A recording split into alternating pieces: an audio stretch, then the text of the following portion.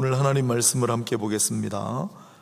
오늘 말씀은 창세기 6장 14절 한 구절입니다. 너는 고페르 나무로 너를 위하여 방주를 만들되 그 안에 칸들을 막고 역청을 그 안팎에 칠하라. 오늘 설교의 제목은 속죄의 역사입니다. 속죄의 역사. 한 철학자가 있습니다.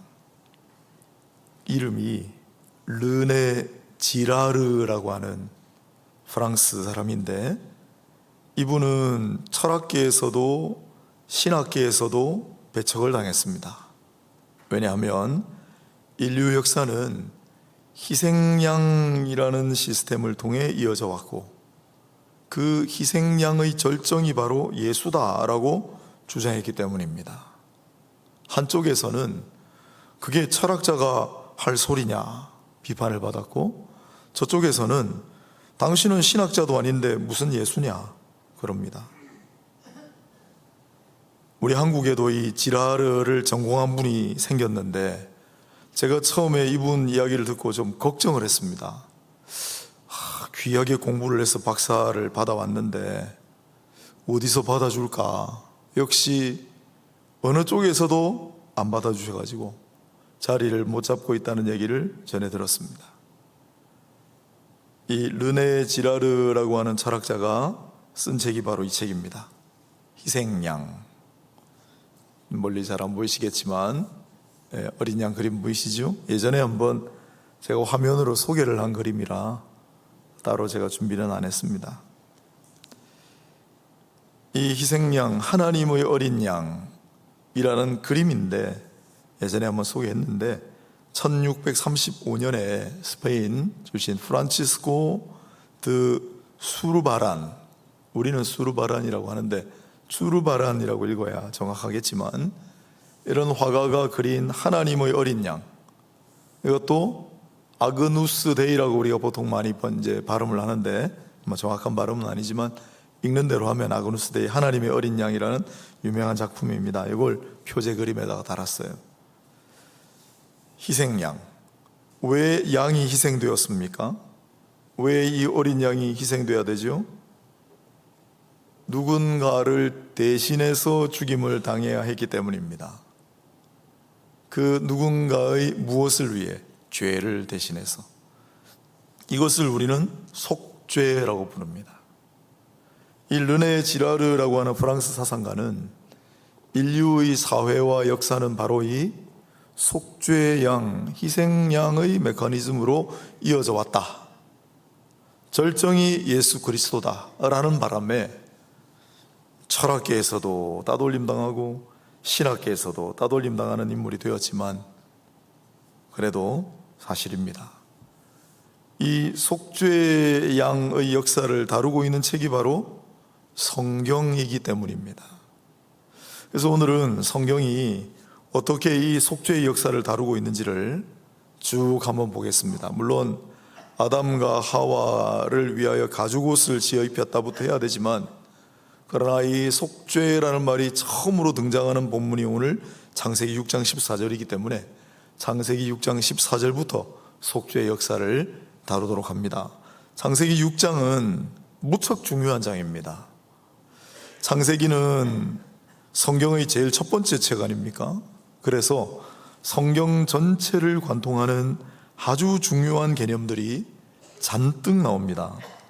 예를 들면 6장 3절에 여호와께서 이르시되 나의 영이 영원히 사람과 함께하지 아니하리니, 영이란 말, 성령이란 말은 앞에도 나왔고, 이는 그들이 육신이 됨이라. 육신이라고 하는 엄청나게 중요한 말도 처음 등장하고, 4절에 네피림이 있었고 하나님의 아들들, 이건 조금 중요한 개념이긴 하지만 신학적으로 유의미한 그런 의미는 덜하기 때문에 넘어가고, 5절에 여호와께서 사람의 죄악이 세상에 가득함과, 조금 이따가 다시 거론하겠습니다. 땅 위에 사람 지으셨음을 한탄하사 마음에 근심하시고. 하나님이 한탄하시고 근심하실 수가 있나요? 이건 우리 인간의 수준으로 표현한 것이다. 이것도 중요하고, 그리고 8절에 그러나 노아는 여호와께 은혜를 입었더라. 성경에 은혜라는 말이 처음으로 등장하는 본문입니다. 노아의 장면에 은혜라는 말도 처음 등장합니다. 9절에 이것이 노아의 족본이라 노아는 의인이요, 의인이란 말도 처음 등장합니다. 그는 하나님과 동행하였으며, 이 말도 거의 처음 등장합니다.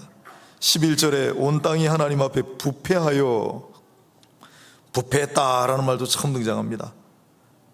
정말 중요한 말들이 많이 나오죠. 18절에도 그러나 너와는 내가 내 언약을 세우리니, 언약이라는 말도 처음 등장합니다.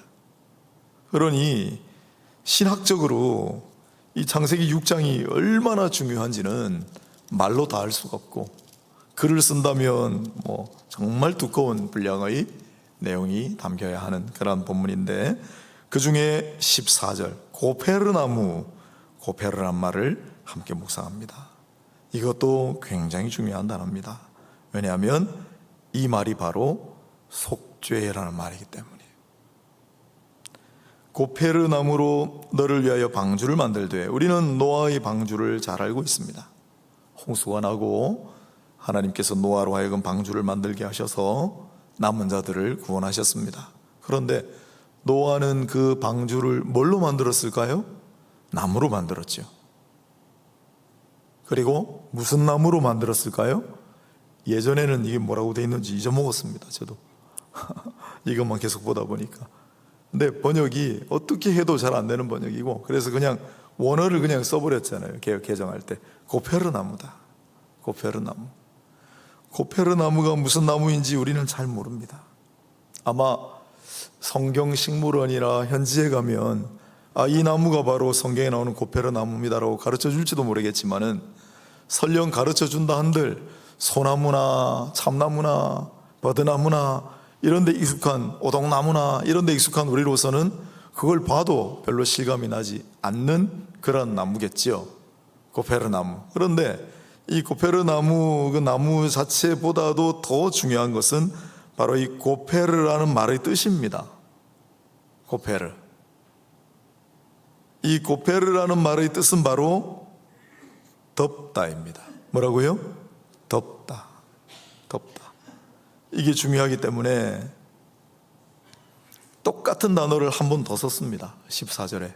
우리말은 다르게 번역했지만, 자, 고페르나무로 너를 위하여 방주를 만들되 그 안에 칸들을 막고, 나무 안팎으로 뭔가 이제 기름칠을 해야 되잖아요. 비가 새면 안 되니까. 그래서 역청을 발랐다 그랬는데, 역청이 뭘까요? 역청. 이 역청이란 말도 번역은 이렇게 했지만 똑같이 고페르예요. 뭔가로 하여튼 덮은 거예요. 덮었다라는 말이 중요합니다. 방주는 덮었다라는 단어로 된 나무로 만들었습니다. 이게 바로 속죄입니다. 속죄가 뭐냐고요? 덮다입니다. 속죄를 한자로 쓰라 그러면 아마 제대로 쓰실 분이 몇 분 안 계실 텐데, 속자가 어려우니까. 그러나 그렇게 어려운 단어가 아닙니다. 속죄는 덮다라는 말입니다. 덮고 또 덮었다. 방주가 그런 거예요. 노아 시대의 사람들의 상태는 심각했습니다. 6장 5절을 한번 볼까요?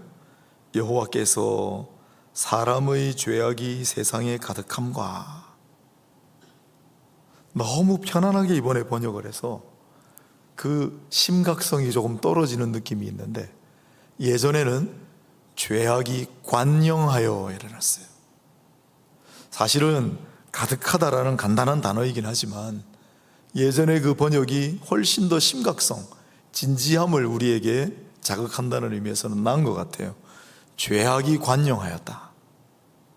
죄악이 가득해서 이제는 차고 넘칠 정도로, 이제는 더 이상 어찌 해볼 도리가 없는 상태. 하나님께서 마침내 진노의 칼을 빼어 드실 수밖에 없는 상태. 그게 죄악이 관영한 상태예요. 죄악이 가득했다 그랬습니다. 죄악이 관영한 상태였습니다. 그래도 노아 시대 사람들은 그 심각성을 잘 깨닫지 못했습니다. 노아 시대 사람들뿐만 아니고 우리 인간은 그런 감수성이 좀 떨어져서 평소에 죄의 심각성을 잘 느끼지 못합니다. 왜냐하면 아무런 일도 일어나지 않을 때가 많아 보이기 때문입니다. 그러다가 어느 순간에 죄악이 가득해지면, 죄악이 차고 차서 관영해지면 하나님의 진노가 발동되는 것을 목격하거나 체험하게 됩니다. 그게 소돔과 고모라 사건이죠. 소돔과 고모라를 죄가 덮어버려서 하나님께서 참고 인내하시다가 마침내 불로 그 두 도시를 덮어버리는 사건, 이 바로 소돔과 고모라의 사건입니다. 그리고 그 먼저 번에 해당하는 노아의 홍수 심판도 마찬가지로 사람들의 죄가 온 세상을 덮었기 때문에 하나님께서는 물로 온 세상을 뒤덮어 버리는 심판을 하신 겁니다. 노아 홍수 때 죄악이 관영하여 죄로 덮인 세상을 하나님께서 물로 덮어버리시는 심판을 사람들은 체험했습니다. 또한 이후에 아브라함 때 그래도 정신 못 차리고 소돔과 고모라를 죄로 덮어버렸을 때 그 소돔과 고모라를 불로 덮어버리는 하나님의 심판을 목격했죠. 그러나 하나님께서는 언제나 살 길을 열어두십니다. 그게 속죄예요. 그리고 처음이 바로 방주였습니다. 방주로 하나님은 인간의 죄를 덮어주셨습니다. 시편 85편 2절은 주의 백성의 죄악을 사하시고 그들의 모든 죄를 덮으셨나이다. 시편 32편 1절은 허물의 사함을 받고 자신의 죄가 가려진 자는 복이 있도다. 한번 잘 생각해 보십시오. 오늘도 우리는 내가 하나님 앞에 오늘 예배를 드리러 나오기 합당하지 못하다라고 느끼고 이 자리에 앉아 있을 수도 있습니다. 정결하지 못하다. 그러나 하나님께서는 우리의 죄를 덮어버리시고 일부러 그 죄를 덮어놓은 자리를 쳐다보지도 않으십니다. 그리고 어디다가 파묻었는지 내가 잊어먹었다라고 얘기하십니다. 이게 속죄의 은혜입니다. 그 속죄의 은혜, 우리 죄를 덮어주시는 은혜가 노아의 방주로 처음 발현되었고 이후에 그 속죄의 은혜가 계속 다른 형식으로 이어져 갑니다. 노아 이후에 인간은 다시 땅에서 번성하였습니다. 그런데 정신 못 차리는 인간은 번성함과 동시에 죄악도 또다시 번성시키기 시작했습니다. 하나님의 택한 백성이라고 하는 이스라엘도 그러한 인한 결과로 수백 년 동안 혹독한 대가를 치렀습니다. 그런데 하나님께서는 또 다른 속죄의 방법을 준비하셨죠. 그게 바로 언약궤입니다. 노아의 언약 나온다 그랬잖아요. 언약궤. 하나님의 백성과 언약을 맺어주시는 가장 중요한 징표, 언약궤. 법궤라고도 하는 이 언약궤의 윗부분은 누차에 걸쳐 말씀드렸지만은 하나님께서 임하시는 곳이라, 하나님의 임재의 현장이라, 은혜를 베푸시는 자리라는 뜻에서 시은좌라고 합니다. 은혜를 베풀 시, 은혜를 베푸는 자리, 은혜를 베푸는 보좌, 그게 시은좌인데 언약궤의 윗부분에 해당합니다. 그리고 이 언약궤의 윗부분의 또 다른 이름이 속죄소예요. 출애굽기 25장 17절. 그곳이 바로 속죄소다라고 얘기합니다. 이 속죄소라고 하는 말의 원어가 뭐겠습니까, 여러분? 속죄소, 죄를 속하여 주는 장소. 얼마나 어려운 개념이에요. 그러나 간단합니다. 고페르입니다. 두 번째 고페르가 등장하는 거죠. 언약궤의 뚜껑 부분이 바로 코페르입니다. 언약궤의 뚜껑 부분이기 때문에 덮개라는 말이 너무 잘 어울리지 않습니까? 우리는 시은좌, 하나님의 임재의 장소라고 얘기하지만 그냥 그 뚜껑 부분은 덮는 곳, 덮는 장치. 뭘 덮습니까? 우리의 죄악을 덮어주시는 하나님의 은혜의 장치다. 언약은 하나님의 사랑입니다. 하나님은 우리 피조물과 약속을 체결하실 하등의 이유가 없습니다.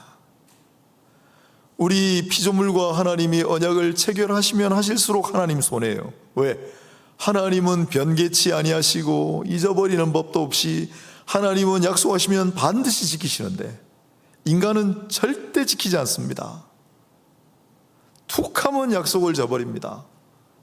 그런 사실을 다 하심에도 불구하고 하나님은 굳이 인간과 언약을 체결하십니다. 그게 노아의 언약이고 시내산 언약이고 다윗의 언약이고 새 언약으로 이어지는 겁니다. 그래서 언약은 하나님의 사랑입니다. 그리고 그 사랑에 관해 잠언서 10장은 놀라운 구절을 하나 소개합니다.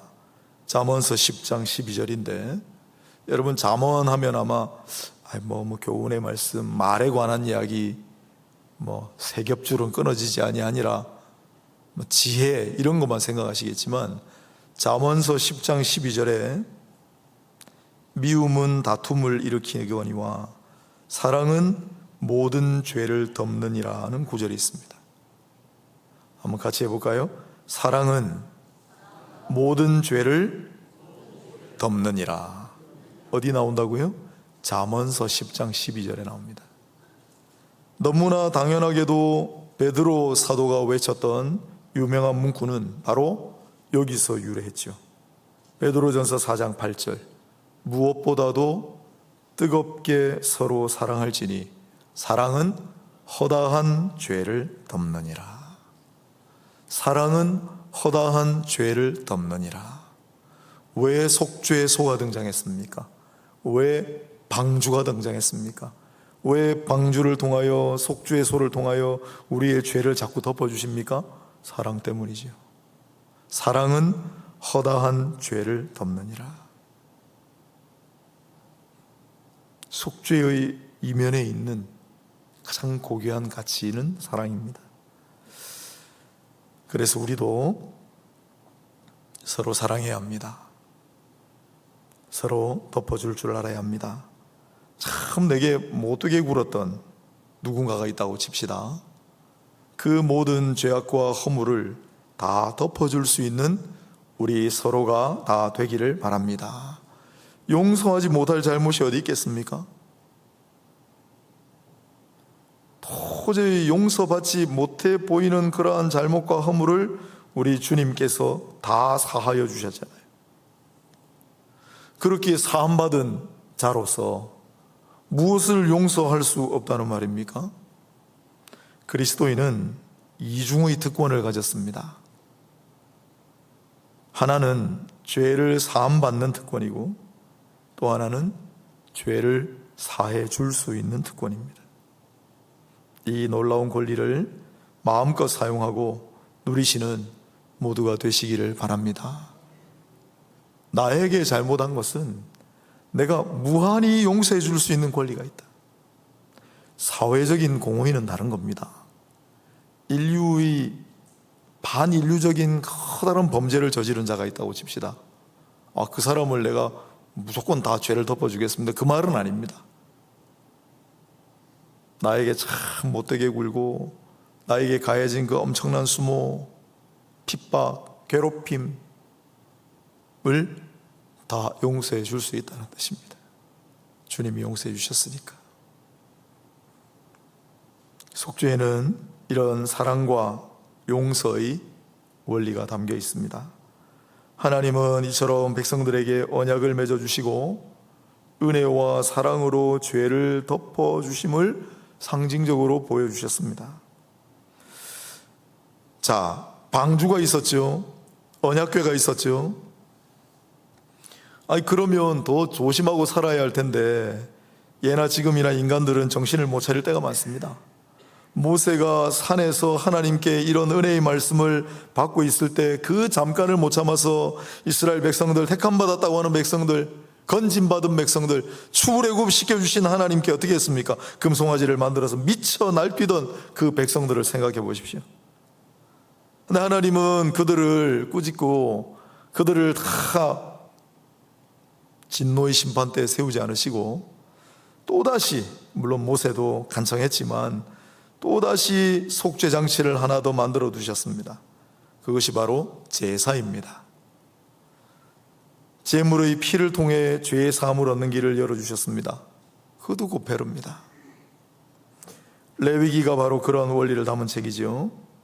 레위기 17장 11절에는 또 레위기를 생각하면 제사, 제물, 절기 이런 것만 떠올리실 텐데 레위기 17장 11절에 정말 중요한 구절이 하나 있습니다.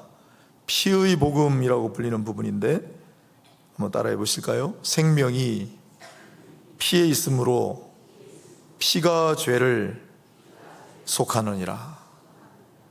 레위기 17장 11절에 담겨있는 생명이 피에 있으므로 피가 죄를 속하느니라. 이걸 히브리서 9장 22절이 그대로 받아가지고 피 흘림이 없이는 사함이 없느니라 라고 인용하였습니다. 즉 우리의 죄를 덮어주시는 또 하나의 장치로 동물 제사를 통한 동물의 피를 흘리게 하심으로 우리의 죄를 덮어주시는 그러한 장치를 하나 더 마련해 두신 것이 바로 각종 제사입니다. 이를 위해 각 동물이 희생제물이 되었습니다. 속죄와 대속이라는 말이 헷갈리실 텐데 속죄는 기본적으로 대속의 의미를 가집니다. 어린 양, 이 양이 무슨 죄를 지었습니까? 도둑질을 했습니까? 살인을 저질렀습니까? 간음을 했습니까? 그런데 이 양이 왜 대신 죽어야 됩니까?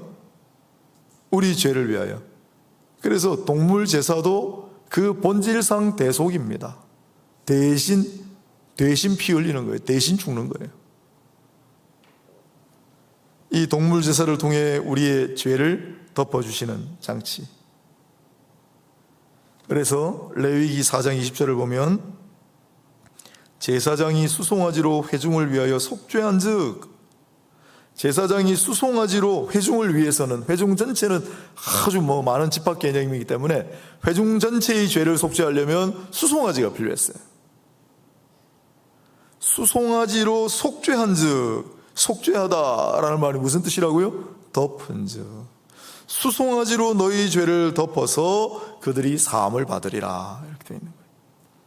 레위기 16장 30절에는 이날에 너희를 위하여 속죄하여 너희 죄를 동물의 피로 덮음으로 너희로 정결하게 하리니 너희 모든 죄에서 너희가 여호와 앞에 정결하리라. 죄를 덮어주시는 것을 넘어서 우리를 하나님 앞에 정결하게 해주신다고 말씀하잖아요. 인생은 죄를 범할 때마다 그때마다 동물을 들고 나가서 속죄의 제사를 드렸는데 1년치 모든 죄를 다 한꺼번에 속함받는 날이 대속죄일입니다. 대속죄일. 그 대속죄일을 욤 날이란 말이고 키푸르, 코페르, 덮는 날이 대속죄일이에요.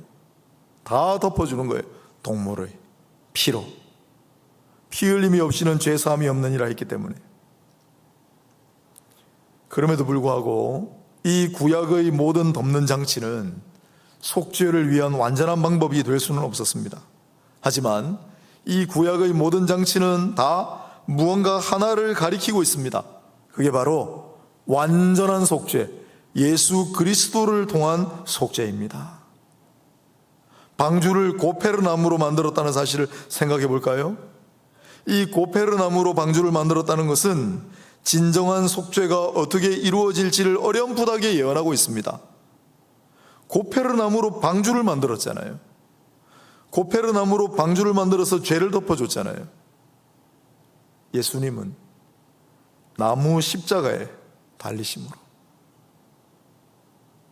그리고 고페르나무로 방주를 만들고 안팎으로 역청을 칠했다고 했는데, 예수님의 나무는, 예수님의 고페르나무에는 예수 그리스도의 보혈을 안팎으로 발라서 우리의 죄를 진정으로 완전하게 덮어주셨다.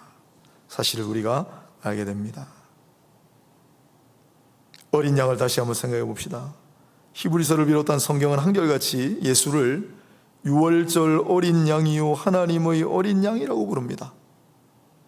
염소도 제물 종류에 있었고 비둘기도 제물 종류에 있었는데, 소나 염소나 비둘기가 아니라 예수님을 하나님의 어린 양이라고 합니다. 몽골 선교사님이 글을 쓴 걸 하나 제가 소개하겠습니다. 몽골에서 겪은 일이라고 합니다. 주인은 찾아온 손님을 대접하기 위해 양 무리 가운데 가장 어린 양을 품에 안고 나왔다. 어린 양은 주인의 얼굴을 보며 한없이 웃기만 했다. 그리고 자신을 탁자에 올려놓고 묵고 있는데도 발버둥치지도 않고 끊임없이 주인만을 바라보고 있었다. 잠시 후 주인이 칼로 양의 목에 상처를 내서 피를 빼자 양은 그때도 몸부림이 아니라 스스로 잠이 들 때까지도 주인에게 한없는 미소를 지으며 눈을 감았다. 이게 양이에요. 인간이 그렇게 될 수 있나? 있습니다. 이 어린 양과 같은 모습을 보여주었던 인물, 이삭이죠. 아버지가 자신을 번제로 바치려고 결박하고 칼로 들어 잡으려고 하는데도 무한한 신뢰로 아버지를 쳐다보고 있었던 이삭. 그리고 바로 우리 주님. 주님은 십자가에 못 박혀 돌아가시는 그 순간까지도 무한한 신뢰로 하나님 아버지를 바라보시며 측량할 길이 없는 신비한 미소로 그 피를 흘리심으로 우리의 죄를 덮어주셨습니다.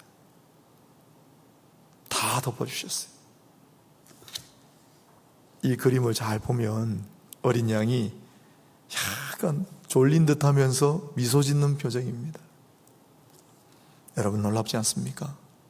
당신의 목숨이 지금 사라지는 순간조차도 그리하신 하나님 아버지를 원망하지도 않으시고 발버둥치지도 않으시고 저항하지도 않으시고 무한한 신뢰로 하나님 아버지를 바라보시면서 자신의 손과 발에 못 박은 자들까지도 형언할 길이 없는 신비한 미소로 쳐다보시며 아버지여 저들의 죄까지도 다 용서해 주십시오.